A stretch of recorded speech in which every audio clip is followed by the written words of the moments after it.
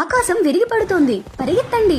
ఈ కథ మీలో ఎంతమందికి గుర్తుంది? ఇంకోసారి చూసేద్దామా? ఒక అడవిలో ఒక కుందేలు ఉండేది. అదొక రోజు టెంకాయ చెట్టు కింద నిద్రపోతూ ఉంది. అంతలోనే చెట్టు పైనుండి ఒక టెంకాయ తెగి దబ్బుమని కింద పడింది. కుందేలు ఒక్కసారిగా ఉలికిపడి చుట్టూ వెతికింది. ఏమీ కనిపించలేదు.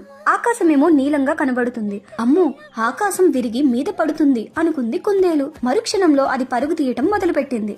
అంతలో దానికి ఒక జింక ఎదురైంది. ఆగాగు, ఎందుకు పరిగెత్తుతున్నావు కుందేలు అని అడిగింది.